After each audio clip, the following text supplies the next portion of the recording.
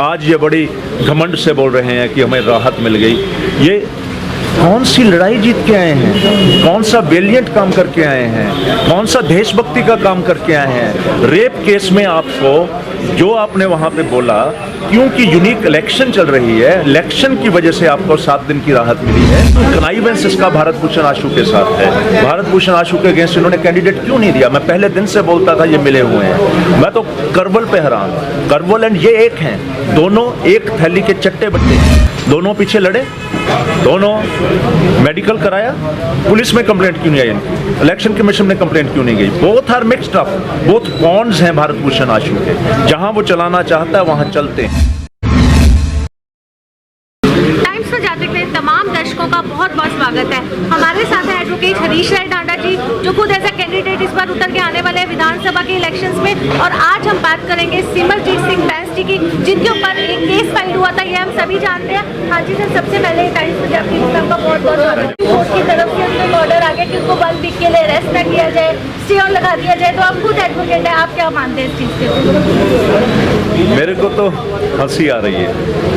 ये ऑर्डर को between the lines पढ़ना इनको आता नहीं, अज्ञानता है इनकी। सुप्रीम कोर्ट में लेडी की तरफ से, विक्टिम की तरफ से एक पिटीशन दायर की गई थी, रिट पिटीशन, कि उसके ऊपर डिस्टेंट प्लेसेस पे उड़ीसा, राजस्थान, हरियाणा में केस रजिस्टर किए हैं उसके बेटे के ऊपर, उसके विटनेसेस के ऊपर। उसको डराया धमकाया जा रहा है, उसके फादर को मारने की कोशिश की जा रही है, धमकियाँ दी जा रही हैं, और उस सिचुएशन में वो हेल्पलेस है। वो अभी पिटीशन लगी नहीं। इन्होंने एक पिटीशन लगा दी कि मेरे वो जो स्टेट है वो तंग कर रही है, वो चाहती है स्टेट में इलेक्शन न लड़ सकूँ, मैं फॉर्म न भर सकूँ, तो मेरे को प्रोटेक्शन दी जाए। और सुप्रीम कोर्ट ने इन्फ्लुएंस होके पहले केस से, जो विक्रम जीठिया का था, उस दिन भी ये कमेंट किए थे कि एक और एमएलए का केस हमारे सामने कल आ रहा है। और जब हमारे लॉयर ने इस केस के बारे में बताया और बताया कि हमारी पिटीशन पेंडिंग पड़ी है, और उस पर उन्होंने बड़ा सीरियस नोट लिया था उसी दिन।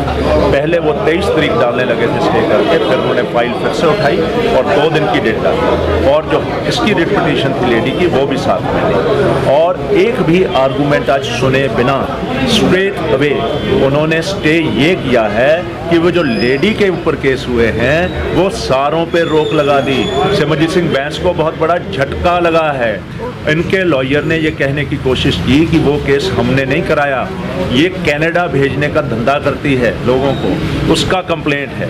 और उसी के बाद उन्होंने, इनके लॉयर को सुप्रीम कोर्ट ने कहा कि आपका जो क्लाइंट है उसकी इस हद तक हरकतें हैं, आप देखना नहीं चाहते।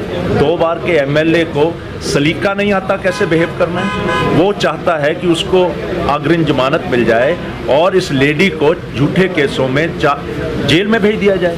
और उन्होंने ये भी कहा कि हम शॉक्ड हैं कि ये स्टेट कनाइवेंस कर रही है, स्टेट प्रोटेक्शन नहीं दे रही। ये कमेंट्स हुए हैं, ये कमेंट्स रिपोर्ट हो गए हैं, कल न्यूज़पेपर्स में आएंगे, प्रिंट मीडिया में।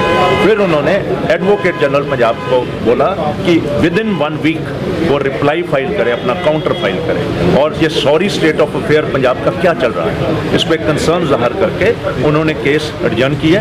1 हफ्ता के बाद फिर लगेगा, और 1 हफ्ते के लिए सिमरजीत सिंह बैंस को अरेस्ट ना किया जाए। मैं ये समझ, इस केस में आप देखिए हफ्ते के बाद क्या होगा।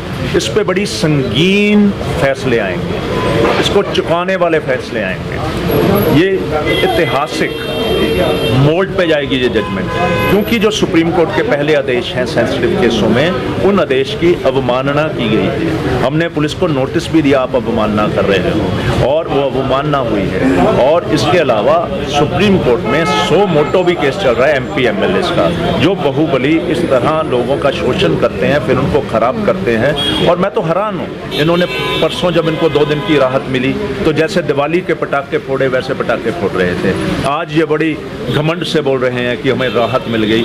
ये कौन सी लड़ाई जीत के आए हैं? कौन सा वेलिएंट काम करके आए हैं? कौन सा देशभक्ति का काम करके आए हैं? रेप केस में आपको जो आपने वहां पे बोला, क्योंकि यूनिक इलेक्शन चल रही है, इलेक्शन की वजह से आपको 7 दिन की राहत मिली है। ये आपको केस में राहत नहीं मिली, ये बेल एप्लीकेशन नहीं है। और ये भी देखा जाएगा सुप्रीम कोर्ट में कि इन पे केस 10/7 का हुआ है। आज तक इन्होंने बेल नहीं लगाई। अगर इनको अरेस्ट का खतरा था क्यों नहीं लगाई? ये ओपन कनाइवेंस इसका भारत भूषण आशु के साथ है। भारत भूषण आशु के अगेंस्ट इन्होंने कैंडिडेट क्यों नहीं दिया? मैं पहले दिन से बोलता था ये मिले हुए हैं। मैं तो करवल पे हैरान। करवल एंड ये एक हैं, दोनों एक थैली के चट्टे बट्टे हैं। दोनों पीछे लड़े, दोनों मेडिकल कराया। पुलिस में कंप्लेंट क्यों नहीं आई इनकी? इलेक्शन कमीशन में कंप्लेंट क्यों नहीं गई? Both are mixed up, both ponds हैं भारत भूषण आशु के। जहां वो चलाना चाहता है वहां चलते हैं, और ये दोनों के दोनों इस इलाके के लिए बहुत बड़ा डेंजर है, मैं ये कहना चाहूँगा। एक चीज मैं आपसे पूछना चाहूंगी, पॉलिटिकल बैकग्राउंड है सिमरजीत सिंह बैंस जी का, सभी को पता है कि काफी लंबे टाइम से पॉलिटिकल लाइन में एक्टिव रहते हैं, तो कहीं आपको नहीं लगता कि फिर से एज ए कैंडिडेट उतर के आ रहे हैं तो इतना बड़ा जो उनके ऊपर एक ब्लेम लगा था, उनकी छवि पे कोई ना कोई असर हो सकता है? और वो बड़ी ओपनली कह रहे हैं कि उनको कोई अरेस्ट नहीं कर सकता। वो एक प्रिटेंस बनाते हैं लोगों में जाकर। उन्होंने 3 तारीख को जब इनको पहले राहत मिली थी फर्स्ट को, तो उस दिन गए थे ये RO ऑफिस में। यहाँ लोगों को बताना चाहते कि देखो मैं यहाँ आया हूँ, मेरे को कोई पकड़ नहीं सकता। मेरे पे भ्रम डाला जा रहा था कि मैं फॉर्म नहीं भर सकूँगा।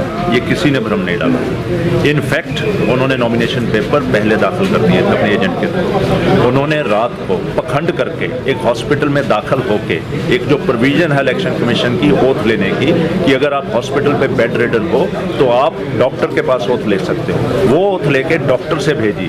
उस दिन महज एक न्यूज़ बनाने के लिए गए थे। ये न्यूज़ बनाने वाले समझ आए कि इनका अभी काम खत्म हो रहा है, इनका जो चलाया हुआ डंबर है वो बंद होने वाला है। ये बड़ी शीघ्र ही जेल की सलाखों के पीछे जाने वाले। बिल्कुल सर, थैंक यू सर अपना टाइम हमें देने के लिए। तो आपने देखा यह थे हमारे साथ advocate Harish Rai Dhanda. Thank you so much. Cameraman Goldie के साथ शिप्रा बस्तीजा, टाइम्स पंजाब।